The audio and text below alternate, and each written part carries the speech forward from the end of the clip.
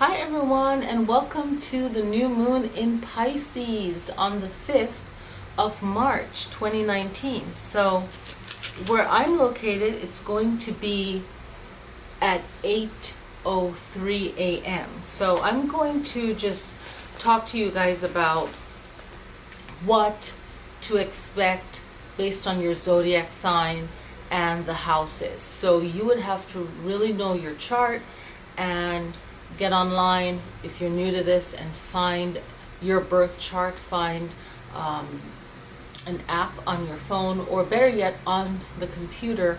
You can look up a website that has to do with astrology, so you can put in your date of birth and figure it out. Okay, so that's like your homework if you're new to this. If you're not new to this, I got some notes that I want to go over, what I looked at and what I feel is the main focus for this new moon in Pisces. Pisces is a water sign. Pisces are known to be very intuitive, like a lot of water signs. So if I mention like different planets that you're not ruled by, it doesn't relate to you, then think of it as your rising sign, or then whatever sign is your north node, or whatever is your your moon. We'll mention about the moon as well. Okay, so it's a new moon. All right, so there's a lot to cover, but I want to just stay focused. But the main thing is the planets. If there's a planet that's not related to you, find out if that planet is in the house in your birth chart. Okay, see where things match up. Okay, so I'm just going to go over it. Jupiter is in the 8th house. All right, and this is Sagittarius. Okay, so Jupiter is, or Sagittarius is ruled by Jupiter. Then we have Neptune in the 12th house, and we have Pisces being ruled by Neptune. Okay, Mercury in the 12th house. Mercury rules Gemini and Virgo. Then we have Mars in the 1st house, and its home, Aries. Okay, then Venus in the 10th house, and that is Taurus and Libra. All right, so if you are a Sagittarius at this new moon, you want to focus on your growth and your rebirth. Okay, anything to do with growth, rebirth, maybe something will happen that will remind you of either losing someone that passed away, or make you reflect on your own growth and your own growth spiritually. Anything to do with Pisces energy. Okay, but Jupiter, you want to feel like you want to grow, expand, thinking about your abundance, where you want to go, what you want to do. So for Sagittarius, you're going to have a lot of feelings of that, and also fire. Any other fire signs can relate to that as well. And if Sagittarius is in your rising sign especially, or your north node, like I said before, or moon. Okay, so if that's prominent. Now with the 8th house is all about death and rebirth. So for some of you, you'll be focusing on that. That might even affect Gemini. Gemini being the opposite sign of Sagittarius might have experiences with that. Okay, now Neptune in the 12th house. The 12th house is all about self-undoing. How can we really protect ourselves? Karma, past life, anything that's hidden emotions and spirituality. So if you are a Pisces, you are going to want to see how your past life, or your present dreams are affected by your past life. So a lot of karmic work for you if you are a Pisces, okay, with this new moon. Also, you're thinking a lot about your intuition, and that's the general big message, which I'll get to later for all signs, is really listening to yourself. Okay, and I'll touch on that later. So with Neptune, and if Neptune is prominent in your chart, you are going to feel this energy. And if you're Pisces or another water sign, you're really looking at dreams, what dreams mean, anything mystical, your imagination, your own intuition. questioning that, issues around that. Mercury in the 12th house, Gemini and Virgo. The main message for you, Gemini and Virgo, and also any earth signs or air can relate to that, is finding your own spiritual niche or connection and finding closure with any kind of spiritual misunderstandings, understandings, or thoughts, anything to do with spirituality, finding closure with anything that was hidden to you that you just found out about, or any kind of healing spiritually. Okay, any questions about afterlife, or any dealings with endings and beginnings, and communicating with yourself. It's a big communication of doing research and trying to understand yourself and understand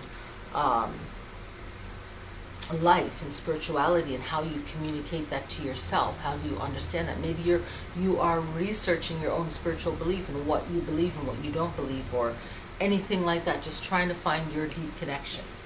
Mars in the first house is Aries, okay? So this is Aries is ruled by the first house. So if you're in Aries, you want to work on your confidence, and the other fire signs can participate in this too as well. Okay, so working on yourself and strengthening yourself. If you already have a strong personality or strong confidence, self-confidence, then you might want to work on your ego. If it might be a little bit too negative, might be a little bit too much. It's really finding balance in your emotions, whether you feel more sensitive and overthink things, or you feel too confident. So there's that finding balance there, finding passion for yourself. Where can you strengthen yourself, and where can you find balance of your ego?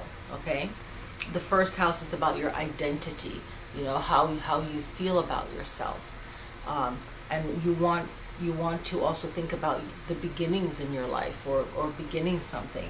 And we have Mercury retrograde coming up, so I want to do a video on that and kind of get that out there.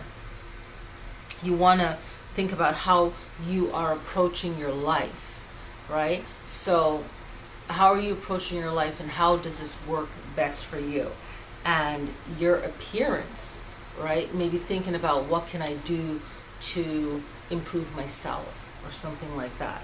Okay, with Mars, you want to take action. You want your desires, your passion, your courage, your focus on your aggression. How are you protecting yourself? Do you need to protect yourself? Venus in the 10th house, Taurus and Libra. So Taurus and Libras will be finding their main message is their career, their money, how much they're getting paid, and finding a balance between their work and their relationship. Okay, so Venus is all about that money, beauty, art, attraction, love, relationships, even parties, but also it's about defense, right? So Venus is like the feminine warrior to Mars, right? And it's about you protecting yourself or showing your best quality as far as your career and for your relationship, and making those balance together. Now, the main message is use your intuition, right? So you want to use your intuition for all signs. You want to trust yourself. This new moon is all about trusting your intuition, but doing what it is that you need to do. So it's like you only have this couple of days before the new moon to really get it together and say, okay, where have I not trusted myself, and how did it not work out for me, or what did I learn from not trusting my intuition? And you want to do what is most important to you. Really focus on what is the most important thing for you. And that's what I've been working on for the last couple of months, since last year, and getting stronger by the end of the year into the new year's, just really taking a step back and just seeing how I'm acting, what I'm doing. Even if I have good intentions, how is it not good for me? And then what do I need to focus on? So it's really getting that together. Okay, so I took a lot of notes, even just, for this video, but also for myself, just looking at the chart. And it's really using your intuition. And a lot of that Pisces energy and that Virgo energy, and finding that balance of your spiritual balance and being realistic. Okay, it's like being spiritually connected but also being realistic in this life. And I think for March and for this year, it's really going to be about finding that balance. And it's a very spiritual year, but also this first new moon, after the new moon in February, this is the first new moon, and it's a water element. It's a lot of emotions and a lot of healing. Okay, so this first new moon after the new year, it's water, it's healing. It is about spirituality. It's about being physically here, but maybe not wanting to be here. Being physically here and seeing the healing that needs to be done. Being physically here and wanting to make it better, but wanting to escape it. So it's just finding that balance. And March is such a interesting month. We have the Mardi Gras Carnival on the 5th as well, right, in New Orleans. So that's like a big thing. On Tuesday, March 5th. On the 10th, it's daylight saving, so it's that shift on Sunday. But then we have the Mercury retrograde for 2019. So I think it lasts until the 19th. I'm going to look that up right now. Mercury retrograde 2019. And I know I pre-posted already.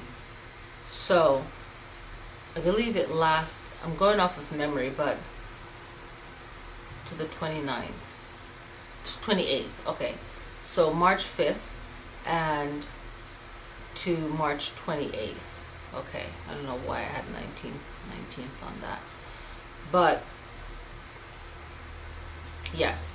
So right now for this new moon, you really want to set your intention and not to really fear that Mercury retrograde coming in, but we'll get to all of that later. So that's what I wanted to cover for this part of the video.